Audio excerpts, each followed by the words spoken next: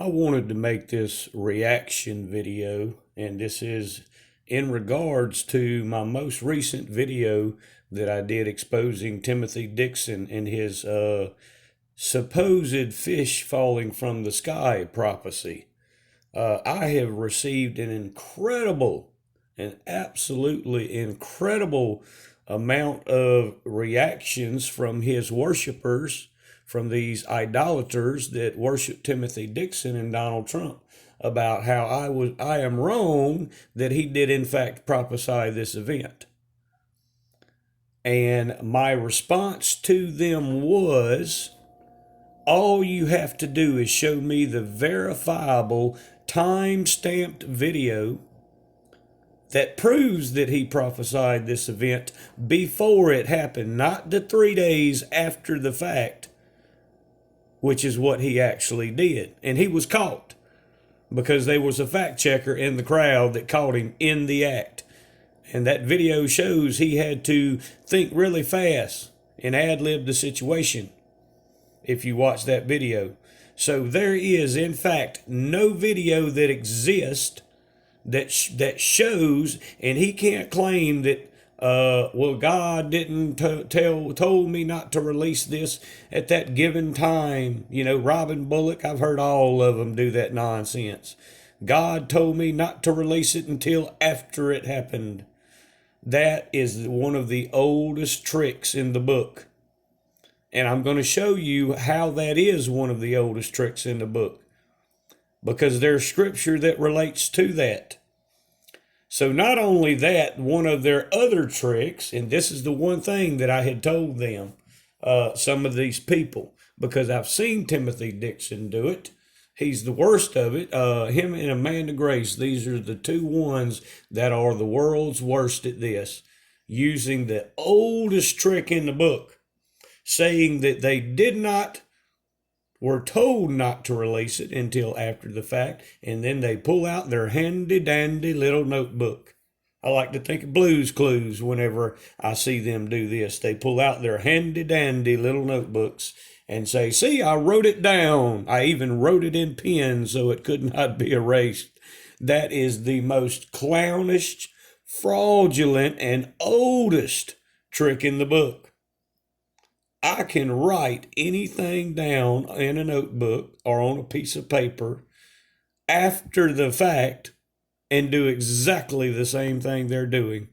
That is not proof of anything except that they know the oldest trick in the book.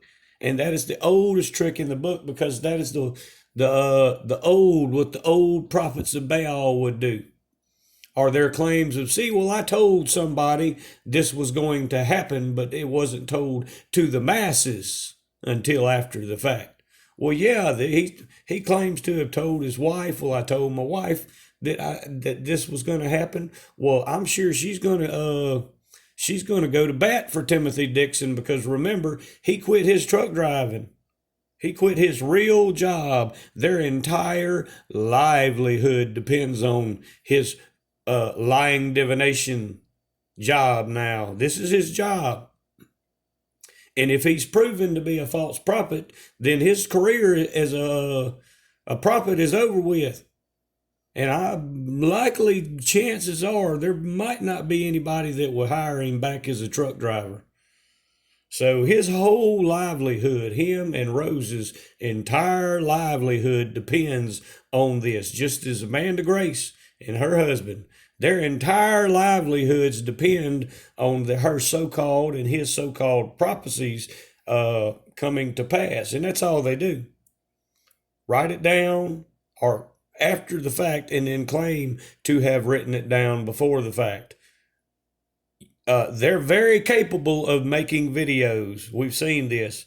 Very, very capable. Matter of fact, Timothy's even acknowledged that his daughter is on the payroll of helping him make his videos, and he has other people that help him make his videos. So if he had a prophecy that was going to happen, it should have been posted before it happened, not after the fact, because he's capable. He's made numerous videos, 100+ videos, so he can make a video if he's got a prophecy to give It should have been given before it happened and not after it happened. That is not prophecy. That has nothing to do with prophecy. That is exactly the stuff that the prophets of Baal used to do. And you can go into research. They don't have a lot of research on that in the standard Bible about the prophets of Baal, but you can go back through history and find that information. Same nonsense they used to do. Oldest trick in the book, to write something down after it happened and then bring it to somebody's attention after the fact. Oldest trick in the book. That is literally the oldest trick in the book. This is the same thing that gypsies are taught.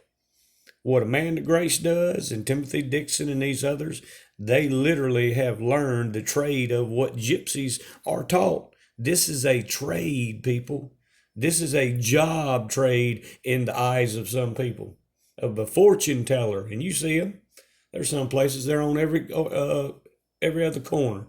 You can go down into the French Quarter in New Orleans, and they got fortune tellers and gypsies and voodoo people. But how far this goes back, I want to remind you, and it's discussed in a couple of other places in the Bible about familiar spirits and such, but I'm going to relate it more so to Acts chapter 16. In the original translation, Greek translation of that is from Acts chapter 16, verse 16, is the spirit of Python, the spirit of the serpent, that gets enough of things right, just enough to make people believe that they have some kind of holy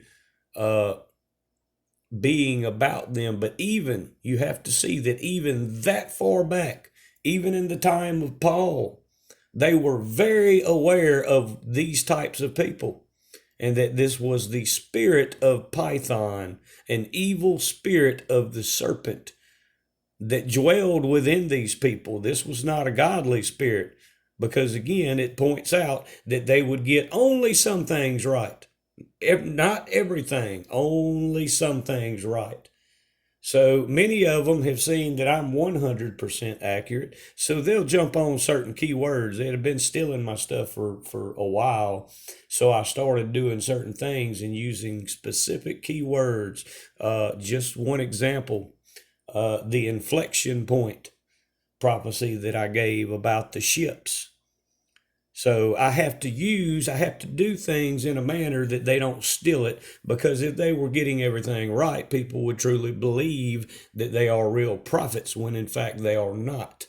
They're possessed with that spirit of the serpent, the spirit of Python, spoken of in Acts chapter 16, verse 16.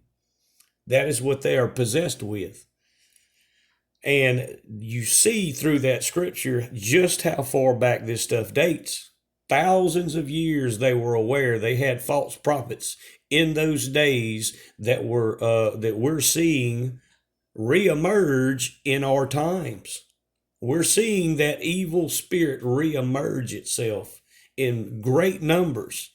Great numbers, but realize the scripture clearly points out that this is an evil spirit, a serpent spirit. So, and this is the false prophets, to be wary of everything that the scriptures warned of. These false prophets, these Trump prophets, are fulfilling that negative prophecy of the false prophets, and the ones from 2 Thessalonians chapter 2 verse 9, of these ones that were working after Satan, that would have lying signs and wonders, that their signs and wonders would not in fact be real signs and wonders. Like I said, Timothy Dixon, he does after the fact prophecy, just like his Mount Etna prophecy. That eruption began in December of 2019. Mount Etna began erupting in December of 2019. And I believe he did not even make a prophecy of that eruption until it was, I think, February of 2020. More than 2 months after the volcano had begun erupting. And Etna did exactly, when it first began erupting, it did exactly like what most volcanoes do. They will erupt, have an initial eruption, and then erupt continuously for a period of time. And that is exactly what Mount Etna did. Just like La Palma, just like many of the ones around the world that are constantly in a uh, steady eruption mode. So what he did, his claim to fame, Mount Etna, he did not prophesy. And I did a video on that from Etna's official site showing that not only had it erupted more than 2 months prior to his prophecy, but it showed on their official website that it was increasingly erupting in increasing amounts every 24 hours from December. So there was no prophecy there. That's called after the fact. That is not prophecy. That's merely discussing an event after it occurs. That has nothing to do with prophecy. And now his fish prophecy that everybody swears happened. And I've told them all you have to do is provide me with a time-stamped video and not with this the thing that Robin Bullock does, impress a fake timestamp on it through his video crew. I want to see the actual digital signature that cannot be changed. You cannot change a digital signature on a video, just like your pictures on your phones, your videos you make on your phones. You cannot change that digital signature. It is there and unchangeable. And unless they show me the digital signature. Don't pull me out a notebook, because if you pull me out a notebook, I'm going to pull out a notebook and show you the same trick they do. Oldest trick in the book. The absolute oldest trick in the book that all the prophets of Baal used to do. They would scribe it down after the fact and claim that, Baal did not want us to reveal this until after it happened. That's the absolute scam artist that does that. This is the serpent spirit that behaves and does the things that Timothy Dixon, Amanda Grace, Robin Bullock, Kent Christmas, that is the serpent spirit that is spoken of and taught about in Acts chapter 16.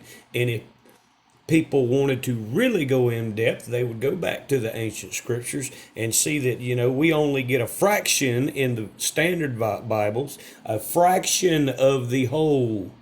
You can go back through even the Tanakh, the Torah and the Tanakh, and get a great deal more knowledge of the full books, all the full books of scripture.